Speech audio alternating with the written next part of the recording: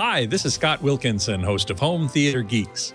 In episode 217, I chat with video guru Joe Kane about the possible color standards for UHD TV. So stay tuned. Netcasts you love. From people you trust. This is Twit. Bandwidth for Home Theater Geeks is provided by CacheFly at CACHEFLY.com. This is Home Theater Geeks with Scott Wilkinson, recorded July 31st, 2014. Episode 217, Color My TV World. Help support Twit with your Amazon purchases. Visit twit.tv/Amazon, click on the Amazon banner, and shop as usual. That's twit.tv/Amazon. And we thank you for your support. Hey there, Scott Wilkinson here, the Home Theater Geek and editor of avsforum.com. This week's guest geek is video guru Joe Kane, who's been on the show a number of times, and today is here to talk about color. Specifically, what are we going to expect from UHD TV, this new upcoming standard, TV standard, in terms of color? And there's more to it than you might think. Hey, Joe, welcome back to the show. Thanks. And again, my apologies for the camera. We're having some issues of which camera is functioning. Yeah, it's a weird problem, but it's okay. You're looking fine. You're sounding fine. We have a lot of pictures to show, so there's nothing really at all to worry about here as we get going on talking about color, which there's a lot to talk about. Yeah, and I hate talking about UHD and having my quality be less than standard definition. Well, there is that problem, but yes. Hopefully those who are watching the show can kind of, put that aside. It's a few technical issues, has nothing to do with the quality of UHD that's coming up. And in fact, we want to talk about how to make UHD as good as it can be, particularly since it's not set in stone yet, as HD is and standard def was, and so on and so forth. So there's a lot to talk about. Before we get started, though, I want to make sure everybody knows that those of you who are watching live at live.twit.tv or logged into the chat room at irc.twit.tv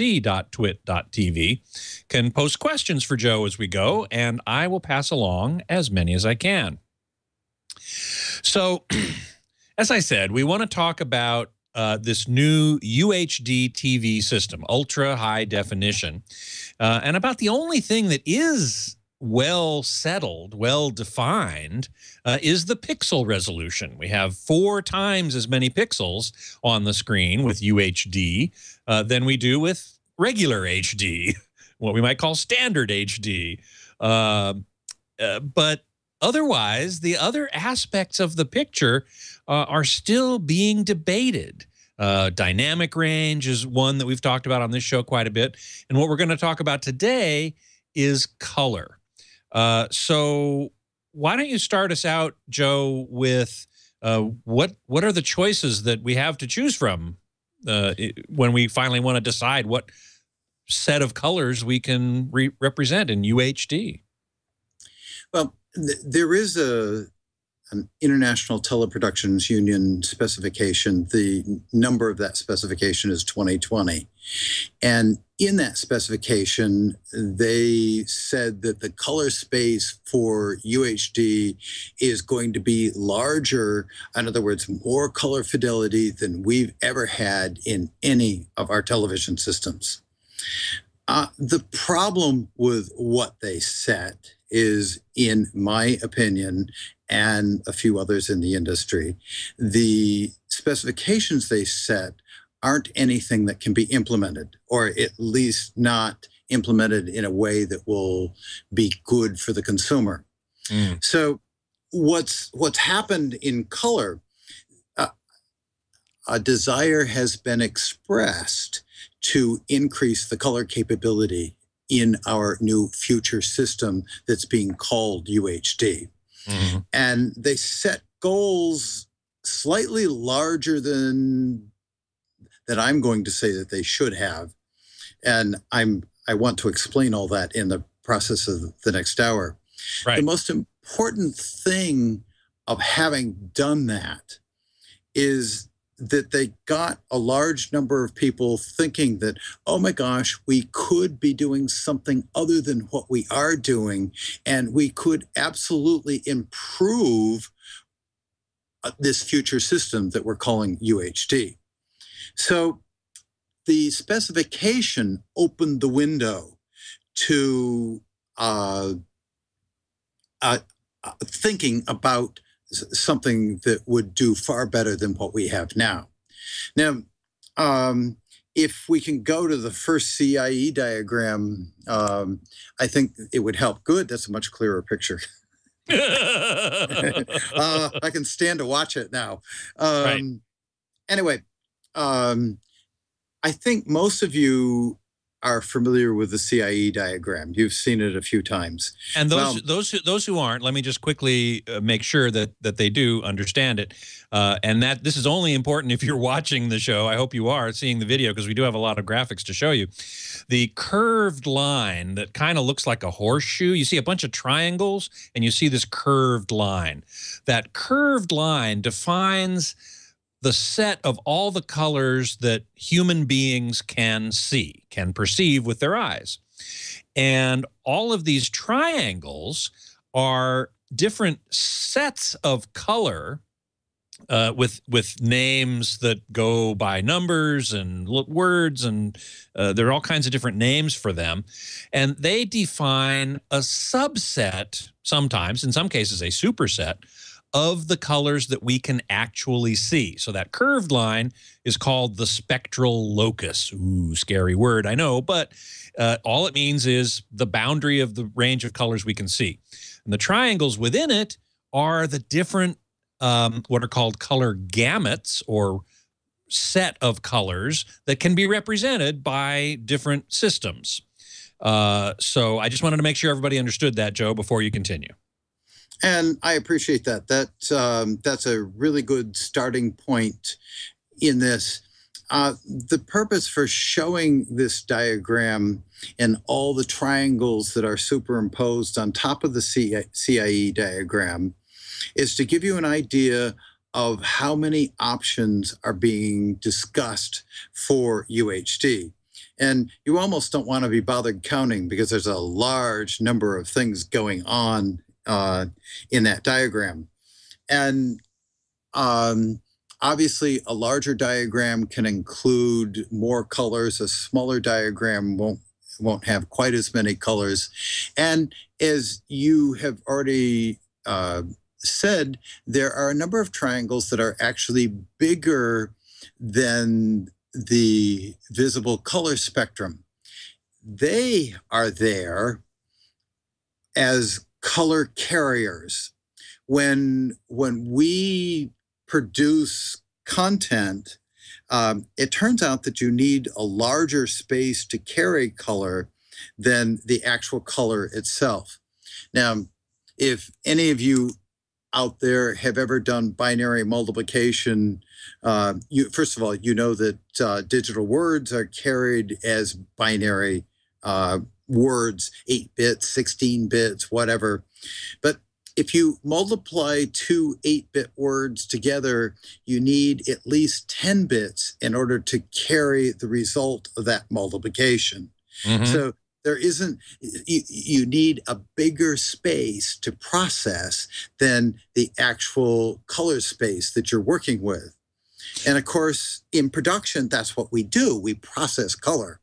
So we need a bigger space.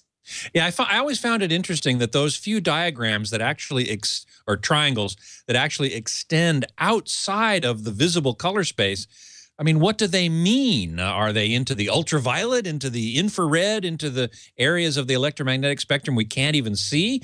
Obviously, that's not going to get transmitted and displayed on a TV.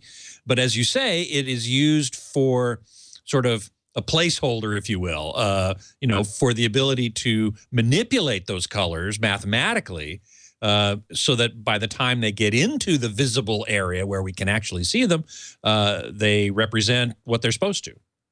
Well, Michael Heiss provided a very nice description of it. He said that, well, as an example, if you think of an orange juice container when you buy orange juice at the grocery store, if it's full, it's actually difficult to shake up the orange juice.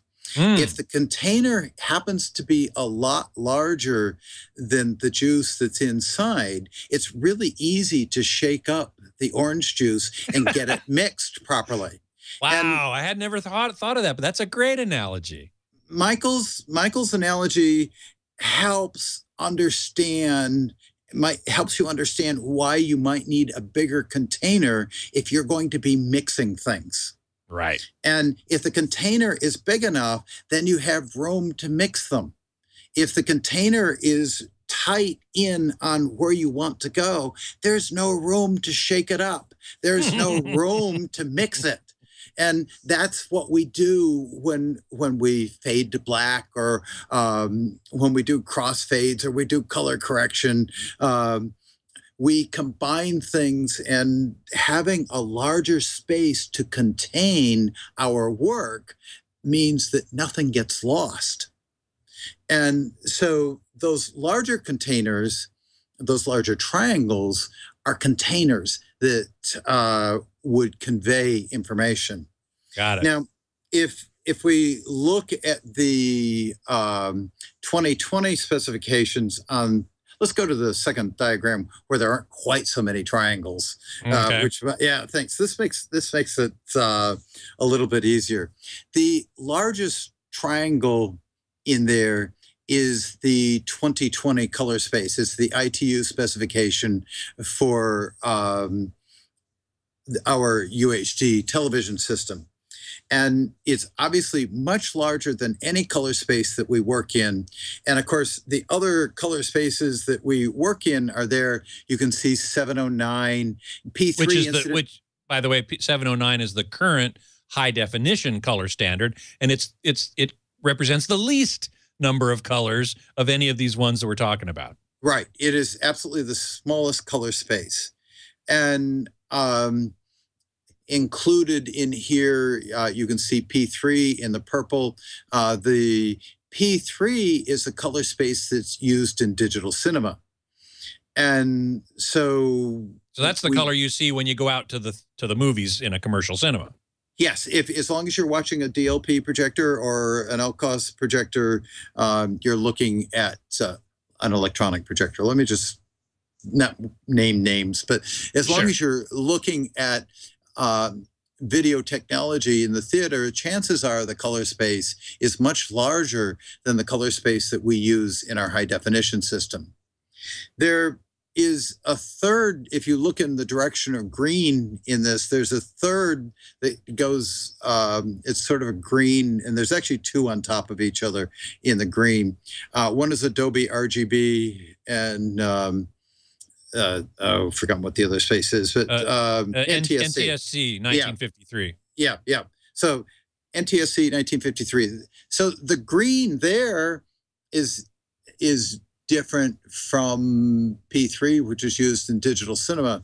So in this diagram, the most important thing to come out of the specification of 2020 is it's gotten people to think, okay, what should the color be? Now, I'm going to tell you that because if you're already, hopefully somebody's already assuming that 2020 isn't going to work. And that's a really good assumption, at least from my point of view. So what's happening is we have lots of other color options that are currently in use, and P3 is definitely one of them for digital cinema. Adobe RGB is, that's the one where the green is the same as the NTSC, the original NTSC point. But if you look at the red and blue for Adobe, it's much better than NTSC. The original NTSC. We can do that by zooming into the lower left to see the blue. And and or the lower right to see the red. Yeah. But we'll get there. We'll get there. Yeah. Okay, here we go. Yeah.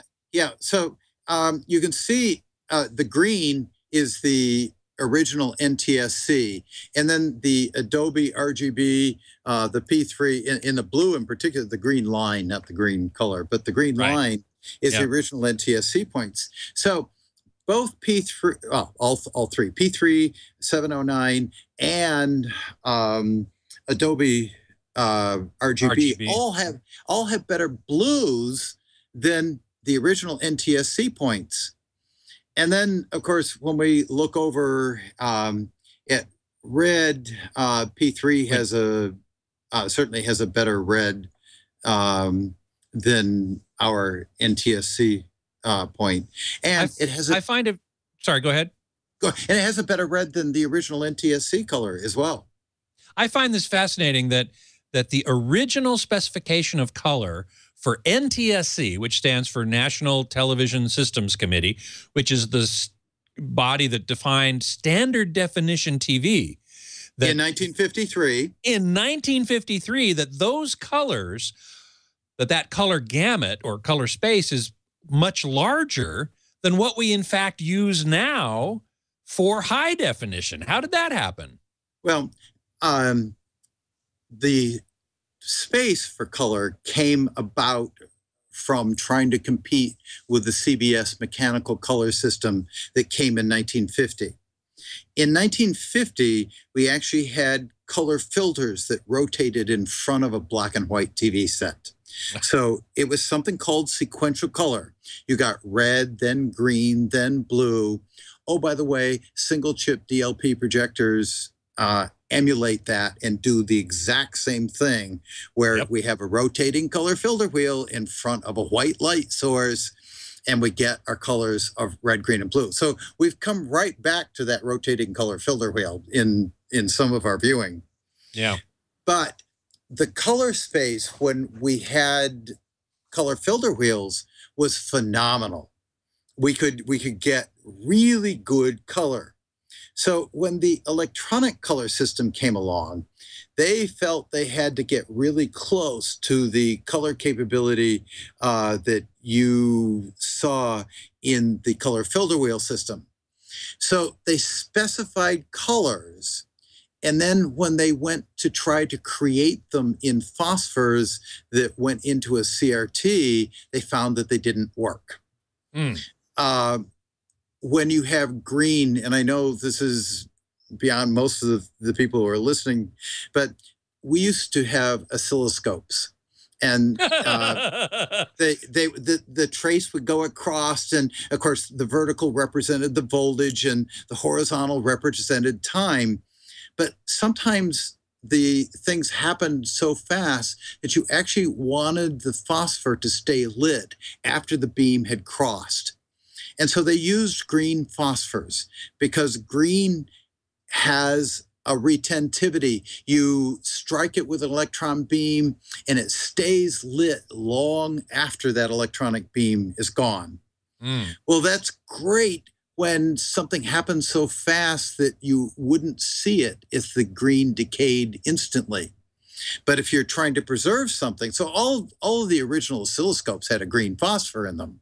Right. Well, so the color of green existed, but the problem was that when you lit up that green, it stayed lit.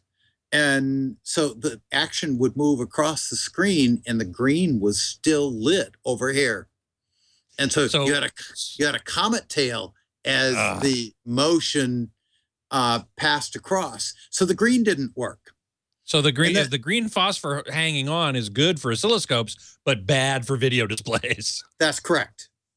And then the red, in order to get that color of red, the drive current that was required to light that red up was very much higher than either the green or the blue. So if the red beam, it was called purity. If the red beam hit the blue or green phosphors, it would light them up like a Christmas tree.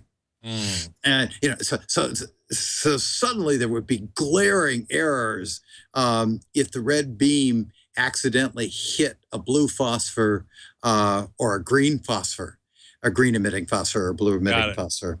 Yep. So it didn't work.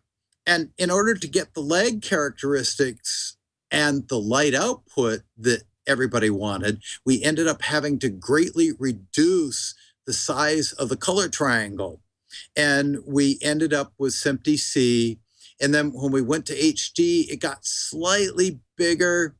And of course, when we went to P3 in digital cinema, we weren't using phosphors anymore. We were using light bulbs. So we didn't have the limitation of phosphors to worry about. I mean, when we first went to HD, we still had phosphors because there were still a lot of phosphor-based, CRT-based TVs. Absolutely. Now, of course, they're gone. Plasmas are also phosphor-based. So it makes sense that the high-definition color triangle had to be roughly the same as the standard definition because it was based on phosphors. Now, of course, we're not based on phosphors anymore, and so we have a much greater latitude, right? That is part of what opens up the discussion of now we can specify in this new television system that's coming along, we can specify a much larger color capability because we're no longer encumbered by what phosphors can do. Right. And that's opened up the floodgate to, oh, let's do everything. And of course, 2020 was somebody's idea of let's do everything. Unfortunately, go ahead. I was going to say, but even 2020 doesn't encompass the entire range of visible colors that we as humans can see. No triangle will do that, in fact, except if it extends outside of that visible range. I don't imagine you're saying that the TV sets should be able to reproduce colors that we can't, in fact, see so that we can see everything that we can see. That's absolutely correct. But there's good reason behind that. That when we decided on the original color space, it was determined that there is no useful information unless light strikes a surface. If you think about it, if there isn't an edge or a surface or some object, there isn't a lot of useful information. To broadcast light alone is not useful. You need some edges and you need some definitions. So when a camera is shooting objects out in our room, we really only need to be concerned about transmitting surface colors. And the original NTSC, 1953 NTSC triangle did encompass the majority of surface colors. So, basically anything that we would photograph as an object could be conveyed in the color space. Got it. Got it. Now, the only time that you need a larger color space is if you're interested in transmitting the colors of light. Well, where would they come from? If you're talking about there the colors of emitted light, of objects that emit light rather than reflecting light. That's correct. A surface, good point. A surface reflects light, and if we want to convey a space that's larger than surface color, it becomes an emitted color. Right. Now, those emitted colors absolutely exist. And if you go to Times Square or to Las Vegas or some places in Hollywood, you know where the neon signs are. Right. Neon is a really good example of emitting colors that are beyond surface colors. So in program production, the need to go outside the area of surface color would be contained in how often do you want to exactly reproduce what a neon light looks like, what its color is. I'm not saying that isn't desirable. I'm just saying it is a tiny percentage of the kind of information we are normally used to seeing in program content. Because if that makes any sense. It does, because the vast majority of what we see in program content is surface colors. It's light reflected off of surfaces. That's correct.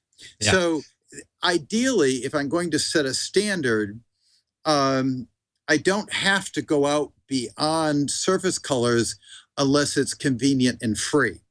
Now, if it's convenient and free, keep in mind that this is a communication system, and whatever we set for a reference for a mass communication system has to be affordable. Yep. So I can't come up with some new plasma technology or something that is capable of generating light that's exceedingly expensive. That is not something that belongs to a mass communication system. And At least not, you might develop a prototype like that, but you have to have some sense that it's going to be able to be built for a mass communication system. I'm thinking particularly of the Dolby high dynamic range display prototype that they have built, which can do a lot more dynamic range than any current TV. But it requires two 220-volt feeds, and it's water cooled. And, it must have cost, many, many tens of thousands of dollars to build. Hopefully we'll get there one day, but they're just trying to show what they can do. You don't want to base a mass communication standard on something that's tens of thousands of dollars. Right. And so when we set standards of what we're using, we have to be practical in picking things that are affordable to a mass communication audience. Right. So there's always going to be limitations over what can be done versus what can be done affordably. There are going to be limitations. Right. M5 in the chat room is asking, why not go full spectrum? Are there technical issues or production issues? And we've just covered a couple of them. I wanted to make sure that M5 knew that, we were actually talking about that. There are technical issues because, you need to set 3 colors, and that forms a triangle, and there will be some colors that aren't displayed there. But there's also a practical issue of, it's going to be too expensive. He also asks, what about using 6 colors, like as in new printers? Yes. We are coming up on a UHD TV system, and everything is on the table for this new system. And there are actually discussions of making it a 6-color system as opposed to a 3-color system. Now, it is initially a 3-color system because we only see red, green, and blue. But that's true. Our eyes only have red, green, and blue receptors. That's correct. But if we're trying to enlarge the color space, if we do pick points for yellow, cyan, and magenta, then we could have a 6-sided fixture rather than a 3-sided fixture. And yes, we could include more color. So it's under discussion. That's a starting point. But I'd also have to tell you, in order for that to work, we'd have to start from scratch in producing program content, because all of our program content up to this point has been produced in red, green, and blue. Right. So going forward, it's absolutely possible to have a 6-color system, but we also have to create the 6-color gathering device, the device that actually picks it up. Yes, the camera, the scanner, even in electronic production, certainly animation would be the first thing that could get there first, right? As an example. So there are actually lots of ways of getting there, but we haven't even started that one. So for the time being, I'd like to leave 6 colors off this discussion. Yeah. But if you've read any of the articles that I've written about UHD, the ultimate UHD system that I would like to have built would include an ability to have a 6-color system. If that helps in answering the question, it has not been forgotten. It's not as if we're ignoring it. And incidentally, I'm going to drift a little bit off color, so to speak. I'm going to get off color for just a moment. And, don't know where that came from. But anyway, none of what we are talking about in UHD is going to be possible until we get connectivity. Until we can get this source, this 6-color source, this higher resolution, higher bit depth, higher dynamic range, until we can get it from the source, whatever is creating content, all the way to the consumer, we don't have anything. Right. And so as much as we're talking about color here, I would like to emphasize that my priority in UHD is connectivity.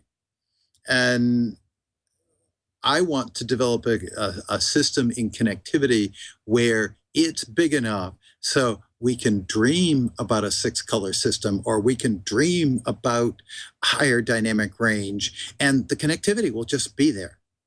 So that aside, all these things that we're talking about, the connectivity doesn't exist to do those kinds of things. So right. HDMI 2.0 is already too limited to convey the sorts of things that we are talking about and considering for this UHD system. And even the codec, even the H.265 is way too limited to be doing any of this stuff. So as a caution to anybody who's saying, let's do 6 colors now, I'm going to say, I want the connectivity first. I want to be able to deliver it before we talk about it. Yeah. Before we get into the spectra, and we're going to be talking a lot about spectra here in a minute, but Muchacho in the chat room is asking, and somebody else asked earlier too, UHD sets are being manufactured now, so isn't it too late to be talking about these sorts of things?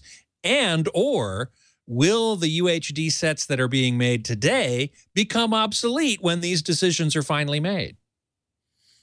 The answer is they won't become obsolete if the ultimate UHD system is implemented. Since this is supposed to be about color, let me use just the example of color, and please. You can infer that dynamic range and everything else is included.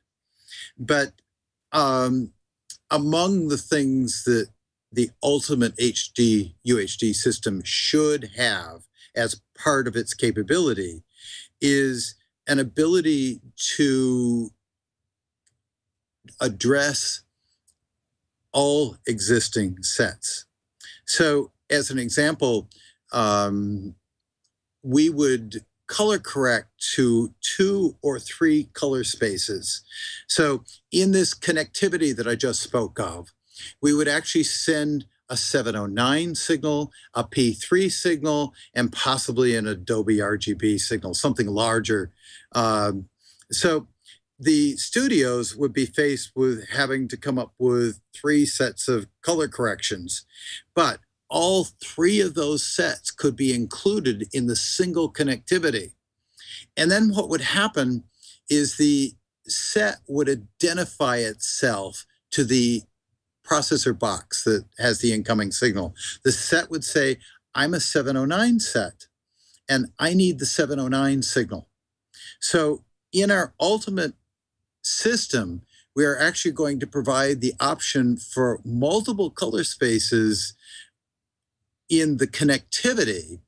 And then even your 1080p set today that only has an HDMI 1.4 connection on it can participate in UHD, because there will be something on UHD for it. Will the current UHD sets that are being sold now be obsolete? If somebody puts the UHD system together properly, the answer is no, they will never be obsolete. Well, never is a long time, but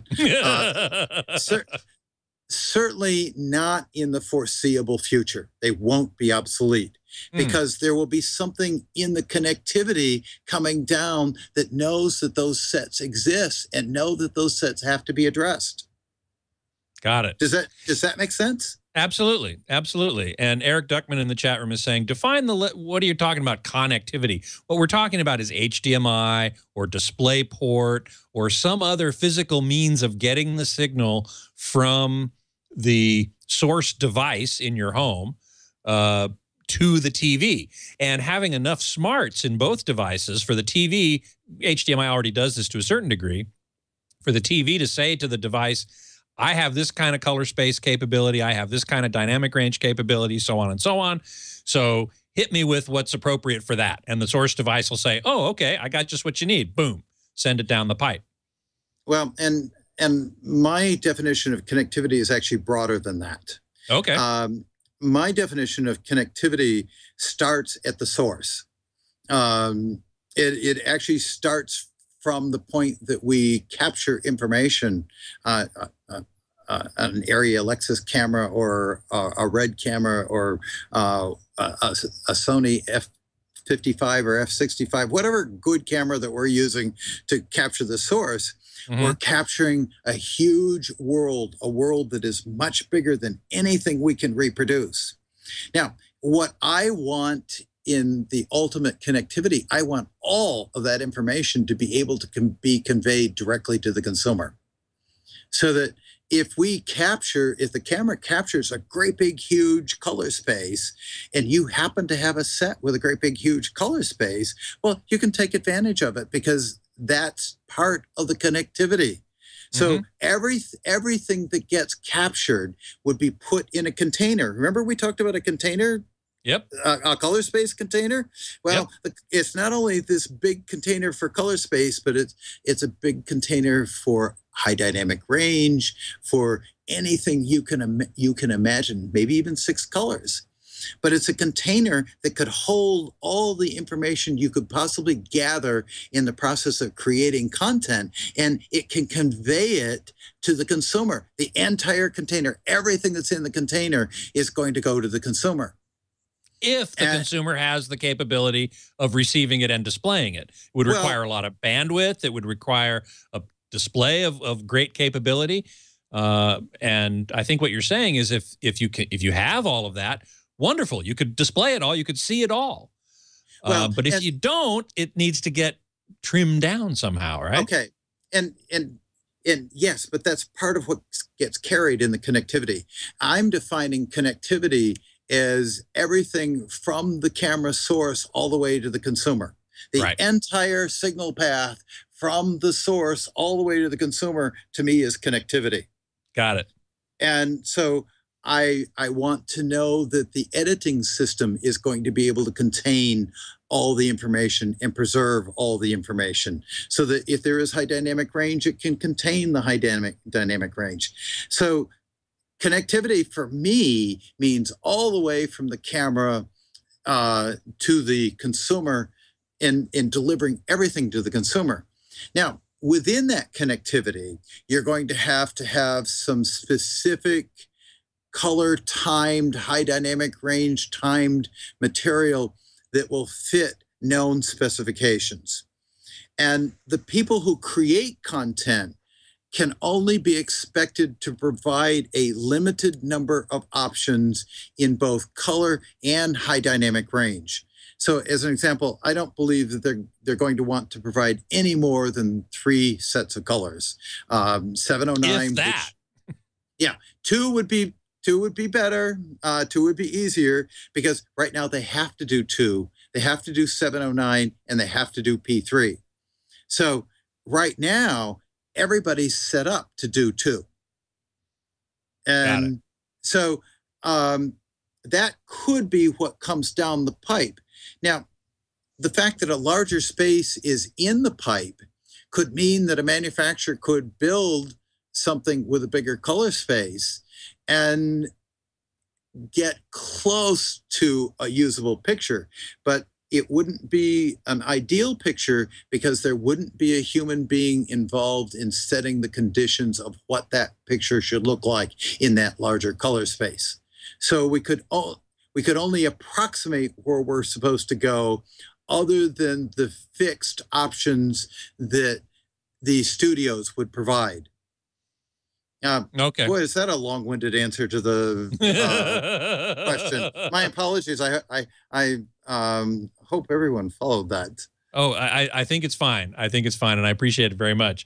Now, the next part of our discussion has to do with spectra, the different amounts of red, green, blue, and all the colors in between from various sources and from various displays, and how that relates to this whole color space issue. But if you'll give me just a moment before we get into that, and we got a lot of graphics to go through, which I think we can go through pretty quickly. Before we do, though, I want to let everybody know about something new that's happening at TWiT, which is actually quite exciting to me. Now, it has to do with Amazon. Now, most of us have shopped on Amazon. I certainly have many times. I'm an Amazon Prime member. I get lots of ebooks on Amazon and other stuff as well. You already know, of course, that the price, selection, and convenience of Amazon.com. And now you can even help support TWiT with your Amazon purchases. I think this is so cool. It's easy. All you do is click through the Amazon banner at twit.tv/Amazon and shop as usual. There's really no difference. It's as simple as that. It costs you nothing extra, and you can purchase, and anything you purchase helps keep the lights on at the brick house, which is certainly a cause near and dear to my heart. As I said, I buy stuff on Amazon all the time. I recently actually purchased a book, an ebook for my iPad, written by my great aunt, about the chakra system, which is the mystical view of the human body with the chakra energy centers. She was quite involved in that, and she wrote a book about it, and I found it as an ebook on Amazon. It was great. There are tons of books, tons of movies. If you're an Amazon Prime member, you can get, there are thousands of titles you can get for free. And there's a Amazon, in fact, there are some pics on the Amazon, the TWiT landing page, which I was looking at a little earlier. And there's just bunches of stuff there. I can't find it off the top of my head. In fact, there's an Amazon banner on the right-hand side of the screen when you go to twit.tv/Amazon. All you have to do is, click on that and shop away. It's really great. But whatever you buy, please make sure to click through the Amazon banner at twit.tv/Amazon. It's a very easy way to support TWiT. You can also bookmark that page and click through our link every time you shop there. There's even a link for Amazon UK and Canada, so we don't want you guys to feel left out. Once again, that's twit.tv/Amazon, and we thank you very much for your support. Okay, Joe, we're going to start talking about spectra here. And we might go to the first diagram. Let's do. Okay, yes. Oh, this is helpful. All right, what you're looking at is what sunlight looks like. I actually put an 18% gray card out in my backyard and photographed it with a spectroradiometer. And so some sunny afternoon here in Los Angeles, that's what the sun looked like. You can see that it's a fairly continuous spectrum. You can see the ultraviolet going off. And of course, as it goes off in the red direction, you can see that there's a lot of infrared that's called heat. And, Right. And so there's a huge amount of infrared and not quite as much ultraviolet. But basically, the light source that we use to see surfaces is fairly continuous, so that any property in the surface that will reflect a particular color, there is a color there to be reflected. Right. Okay. So in our human visual system, the sun has a high color rendering index. The sun has an ability to render colors visible to you. And you can see why, looking at the sun, that it pretty much covers everything kind of equally. Yes. And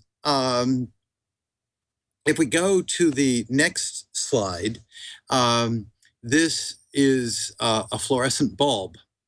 And you can see the fluorescent bulb has spikes in it. Serious spikes. Yeah, conveniently red, green, and blue. Huh. Now that's a D65 fluorescent bulb, yes. which is the same color of white that we strive to achieve on video displays. Yes. And this particular bulb is said to have a high color rendering index, meaning that there is energy at every single color, so that if that fluorescent bulb is shining on any kind of a surface, whatever color reflecting capability the surface has will show up. Of course, red, green, and blue will show up just a little bit better than the rest of the colors, but anything within a surface being lit by this bulb will show up. So it has a color rendering index. This particular bulb has a color rendering index of something like 96% or 98%. Can't remember the bulb I used, but whereas the sun, would we call that 100%? Yeah, that's a good analogy. That's a good analogy. And we also have an incandescent bulb, which I thought was a very interesting pattern as well. Look at that. Now, has anybody ever noticed that an incandescent bulb is orange? And gee, right there it is. And there you can see why. Yes. And if you think about it, blues are not anywhere near as easily seen under incandescent lighting because the light is orange, and therefore blue surface colors are much more difficult to see. But the bulb, the incandescent bulb, is still said to have a high color rendering index because there's nothing left out of the spectrum. There is at least light at almost every color in the spectrum. So even though blue is very low. Yes, even though blue is very low, it is said, the bulb is said to have a good color rendering index. Okay. All right. Now, we're going to go to TV sets from this. I think we are. Yes, and the first one up is SMPTE. Yes. Now, this is what the phosphors in a SMPTE monitor look like. And now, granted, there weren't a lot of SMPTE monitors on the consumer market, but and this happens to be a professional monitor that I used in photographing this. But you can see that there's 2 spikes in red. There's actually 2 spikes in green, and then there's a fairly smooth blue area. Mm-hmm. Now, the color fidelity out of this set not only was limited by the fact that the triangle was small, but there's not some energy, or there's huge variations in energy across the spectrum.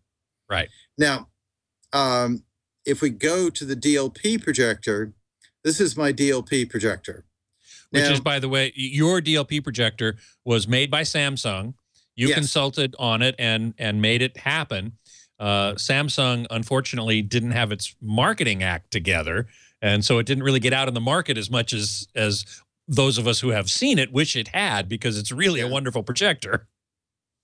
The interesting thing for me in this projector, now the colors of red, green, and blue are the same at the SMPTE. In fact, it can do SMPTE or EBU or 709.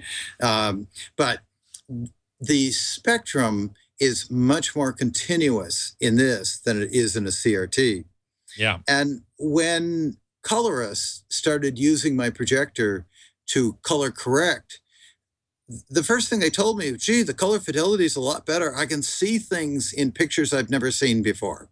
Mm-hmm. And they really felt that this device provided them with much better color fidelity and they could finesse the pictures much better. They could get more of what they wanted out of the pictures when the canvas, the screen, was lit by this light as opposed to the light from the CRT. Mm-hmm. Now, if we move forward in those diagrams, we will get to, oh, gee, was that the next one? That's the next one. Okay, well, the next one. All right, this is what. Did you want to see S? Do you want to see S9 first? No, those are different. Yeah, later. Yeah. Okay. All right. The diagram that's there is what the 2020 color space would look like. The points in 2020 are right out at the edge of the CIE diagram, and they are single wavelengths. And this is an emulation because we don't yet have a display that is doing this. But knowing that you have to be right out on the edge of the CIE diagram, which means single wavelength, what I did is I drew what they would look like. This is a drawing. It's an emulation. This is not an actual spectral response because we don't yet have a lot of displays that will do 2020. Right. But the interesting thing about when we do, they will look sort of like this. Yes. That's the nature of 2020, is that each color of red, green, and blue is a single wavelength. It is not a combination of a bunch of different wavelengths. It's a single wavelength like a laser, which is why they're talking about lasers being the light source, ultimately the best light source for 2020 the 2020 display system. Yes. Yes. And now we start talking about, do you remember how I told you the color fidelity is better with a broader spectrum than it was with the narrow spectrum of the CRT? Well, here we have a much narrower spectrum. Now, with this spectrum, we can hit every other point in the diagram. There is no question that in combining red, green, and blue, we can hit every other color. The problem is that human beings see color differently. Can we go back one slide? Sure.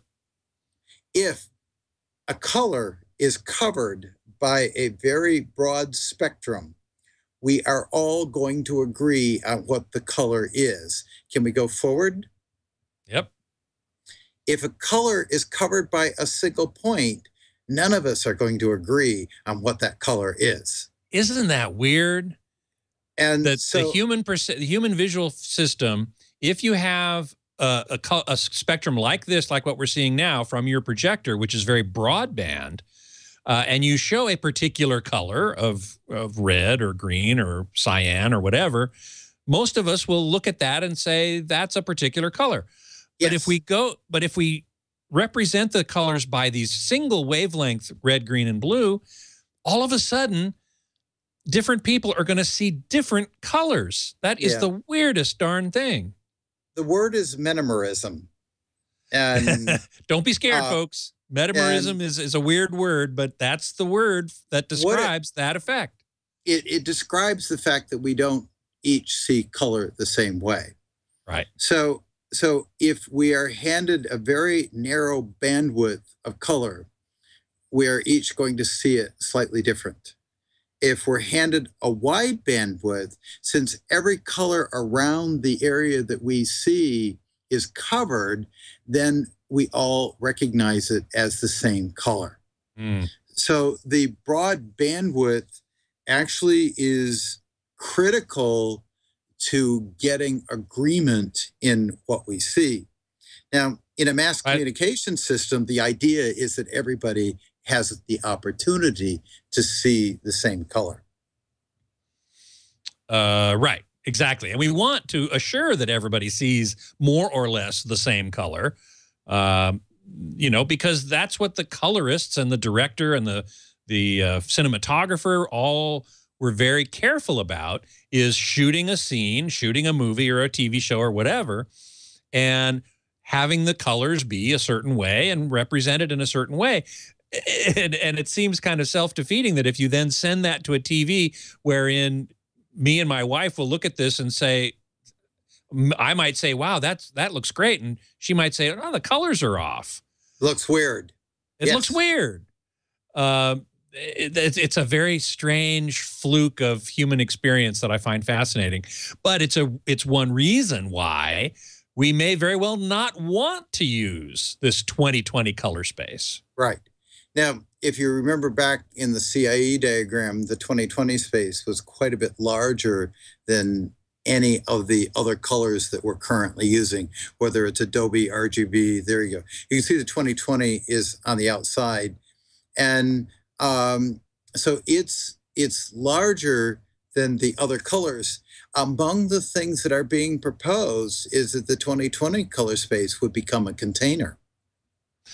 Ah, that would not, though, be the final color space that would get delivered. Right. It would just contain the information that gets delivered. As you were talking about earlier in the show. That's correct. So we could be using 2020 as a specification. Now, there are a number of people who are saying there were two other triangles that are much larger than 2020 that have been in common use for a number on the prior diagram. The prior diagram, the number one diagram, actually. Diagram 1, yes. There it is. There are a number, yes. And those larger color spaces are carriers. And so there are a number of people who are saying, but we're already using a carrier. Why do we need a new one? Mm-hmm. And so a number of people are proposing that we just use our existing carriers and that we don't assign a new carrier to this ultra high definition system, that we just use carriers that already exist. Right. So that's part of the debate of where color could be going. Mm-hmm. But I will say that that I have a guy from DCI, Digital Cinema Initiative, scheduled to come on in a few weeks to talk about the system called ACES, ACES, which is in part to do with this carrier system. And that's actually where a lot of my positions are coming from. ACES in production carries all of the information, or at least it can be set up to carry all of the information. And the reality is, in the future, when we want to do something that we may not have even imagined today, if the connectivity is that ACES system, is that big carrier, then it really doesn't matter what we come up with in the future. The connectivity is already there. Mm-hmm. Mm-hmm. And so dream on, do anything you would like to do. And in 20 years, we may be doing significantly different things. And I'm saying, dream on, go ahead, do it. And I want a connectivity that will get us anything we want to do. And so that's where it's where I'm coming down on the connectivity. I would prefer that we just stick with the carrier we're using now. We have lots of experience with it. I don't want to mess with converting from one carrier to another. I don't want to mess the post-production system up by introducing yet another way of doing something. Mm-hmm. I would just rather they use the tools they're already using to create content, just deliver everything to us. And then let us take care of how is that going to actually be displayed. Yes, let the set determine what it's capable of doing and pick out of the carrier what it needs to produce a picture. Mm-hmm. That seems to me, though, that then you would not end up with the director's intent, if you will, or the cinematographer's intent. Because if you send that carrier with all the color that was captured down to a set that's only capable of 709 or even P3, the colors are going to come out different than they were in that carrier. But what is also going to happen in the carrier is, as happens in digital cinema and 709, the carrier carries the information, but inside that carrier are specific things for SIMTC, for 709, for P3. They're all inside the carrier. As metadata? Yes. And so there is something called an output display transform. So we know what's coming down the carrier, and we know that the set is a 709 set. And so there is an output display transform that takes the entire carrier and delivers a 709 signal. And this was under the director's or the cinematographer's control. They knew what was going to happen, or they know what's going to happen when that happens. That's correct. And it's included in the carrier. Gotcha. See, this carrier carries everything, including instructions on how to get it right in 709 or P3, or eventually in high dynamic range, or anything else that you would like to do. Instructions to get it right will be included in the carrier. Got it. All right. So I see it as a really fantastic system in that the sets that are out there today will still be fully functional. They won't be cast off. They'll still be perfectly usable. In addition, the sets that you bought before UHD ever came out would be useful on the UHD system. Keep in mind that they actually have a capability that is, the sets themselves have a capability of reproducing a far better signal than we're transmitting in this 8-bit 420 system that's called MPEG. That we use currently. Yes, we currently use MPEG to compress our signal, and MPEG limits what we can convey. It turns out that the majority of TV sets that are on the market today can do more than what is conveyed by that MPEG signal. So if the new carrier could bring along a better signal, it turns out that today's sets, something that has an HDMI, say 1.3 or 1.4 connection, could actually take advantage of parts of a better signal.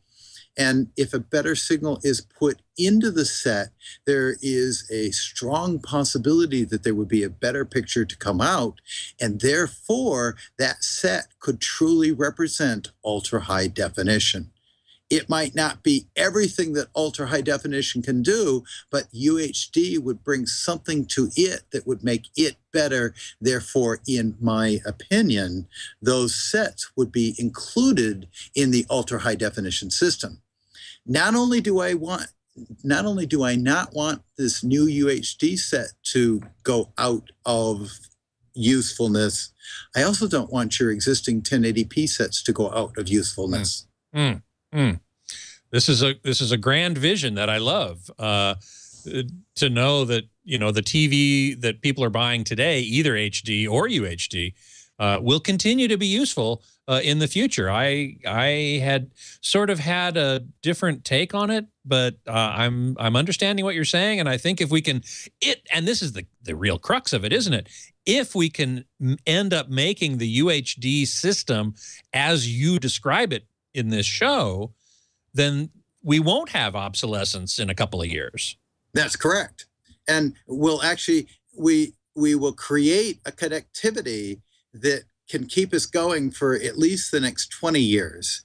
But at the same time, we aren't going to obsolesce anything beyond a particular level. I really do think that the set's going to have at least an HDMI connection, that sort of thing. Your old CRT sets are truly dead. And but those were around for 50 years. They had a good run. But there's a limit to how far back I want to go. Right. In creating a new system, there's a limit to how backward compatible I think we need to be. And given the sales of TV sets with HDMI connections on them, how high they are, and the percentage of penetration of the market these sets have, I think it's safe to say I only need to go back as far as HDMI 1.3. And as long as I can convey a better signal across an HDMI 1.3 connection, then I can make those sets look better than with the current signal that's going into them. Well, as someone here in the chat room said, from your mouth to the manufacturer's ears. We hope. Absolutely, yes. We hope. Well, I know that you're doing a lot of work with the manufacturers, or some of them anyway, yes. And also with SMPTE and various other bodies. And I really hope that what you're talking about is taken to heart and really implemented, because you know, we're at a cusp right now. We're at a tipping point of a brand new TV system, and if it's done right, we have an opportunity. Yes, exactly. And the thing that gets me, all the pieces to do this are in place. You'll be talking about the ACES system coming up. So everything in production is ready to go. The connectivity is in the production. Yep. So all we need is the connectivity from the production to the consumer. And pieces of that exist now. The processing horsepower to do it exists now. As an example, the processing horsepower in PS4, right now today, something you could buy off the shelf, the processing power that's in that is more than enough to see us through the new vision for connectivity. So a large number of pieces exist and are already on the market, either in the professional world or the consumer world. So I'm not suggesting something that can't be done. I know better than to do that. I'm just picking things that already exist and putting them together. Yeah. And saying, this is what we need to aim at as our connectivity. And I emphasize connectivity is the most important part of UHD. Everything else is just up to our dreams. Well, we will continue to dream then, and hopefully they will come to fruition as you suggest. Unfortunately, we've come to the end of a fascinating hour. I thank you so much. Thank you. So that's Joe Kane, of course. He's been on the show many times, and I'm sure will be many times again, because he is just a font of useful geekery. And you can find out more about what he's doing at his website, videoessentials.com.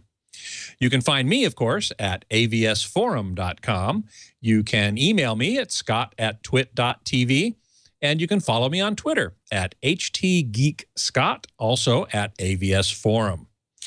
And you can find previous episodes of Home Theater Geeks right here on twit.tv/htg and on our YouTube channel, youtube.com/twit Home Theater Geeks. Next week, my guest geek is scheduled to be Rob Aubrey of Sony, and we're going to be talking about Sony's initiative called Pure Audio, in which high-resolution audio files are distributed on Blu-ray discs. It sort of harkens back to the CD, but with higher quality audio. So we've been talking a lot about high-res audio on AVS Forum, and I'm really looking forward to talking to Rob about it. So I do hope you will join us. Until then, geek out.